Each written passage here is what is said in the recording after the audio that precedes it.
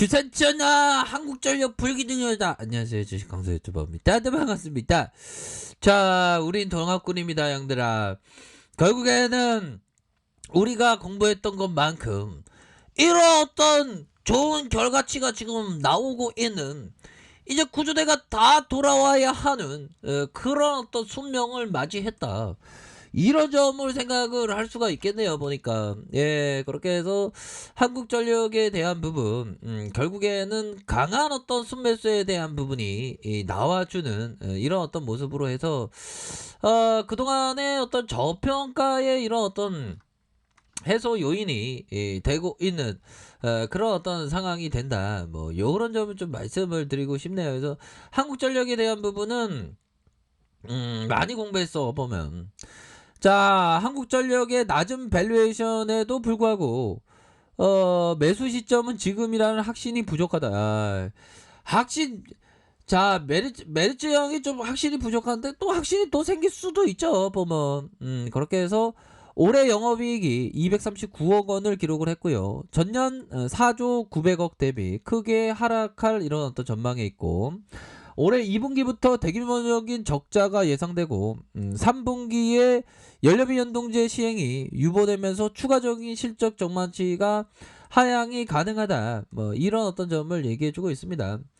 자, 원자재 가격이 상승할 경우 전력 구입 단가와 발전 단가 상승하는 반면 소비자 물가 부담도 같이 증가해 연료비 연동제 정상화 가능성은 낮아질 것이다. 이런 점.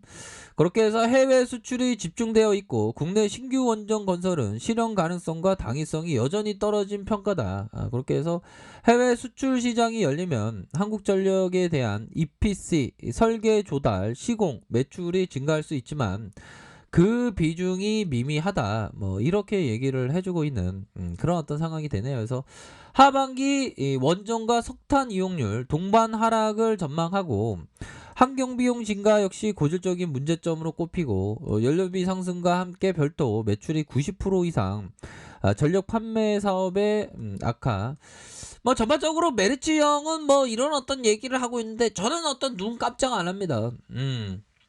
결국에는 강한 반등을 나와줄 것을 확신했기 때문에, 연들아, 그쵸? 역사적인 PBR 0.24 밸류 0.24라는 건 주가가 1억짜리라면 2,400만원에 거래되고 있는 거예요. 이게 주식시장에서 이런 어떤 특성이 있습니다, 보면. 그럴 때 모아가셔야 하는 그런 어떤 부분. 그래서 메리츠 형은 확신이 부족하다는데, 뭐 그럴 수도 있죠. 뭐 투자는 본인이 하는 건데, 저는 한국전력에 대한 그러한 어떤 확신을 하면서 요금제 인상에 대한 부분, 우리의 어떤 집에서 전기요금이 올랐다고 우리는 슬퍼하거나 노여워하지 않을 그런 어떤 당위성이 있습니다. 그건 뭘까요?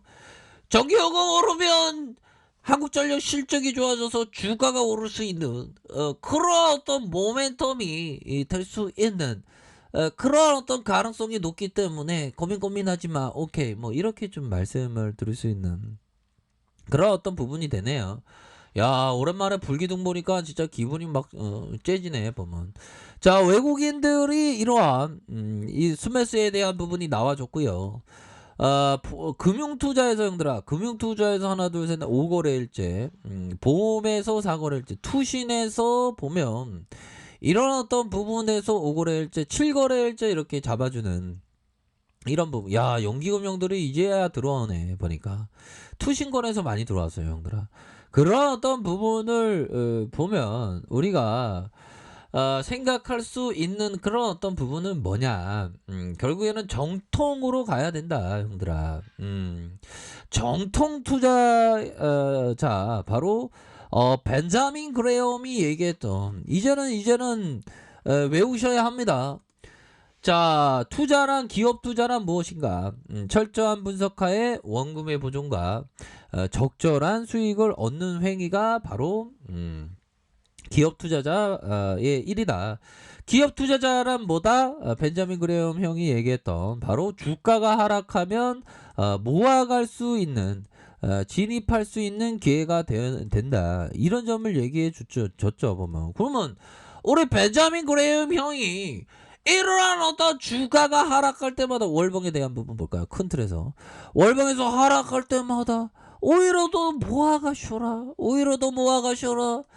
저평가된 기업에 대해서 단 뭐 고평가 어디 뭐 저기 뭐 분리수거도 안 되는 기업 뭐 맨날 적자투성 이런 기업이 아니잖아. 이런 어떤 기업에 대해서는 꾸준하게 모아가셔야 하는 그런 어떤 포커스가 된다. 이런 점을 항상 강조를 했죠. 보면 그렇게 해서 주가에 있어서 강력한 대반 등에 대한 부분이 나와줄 수 있는 그런 어떤 모습은 충분히 오 형들아 이거 뭐 기관들도 막 외국인 기관들이 막 끌어다가 담는데 보니까 형들아 이거 심상치 않다 보면 좋았어. 벤자민 그레이엄 이 형이 정통 투자자야. 보면 주식 광소는 좀 약간 그 꼰대 기질의 어떤 정통 투자자거든요.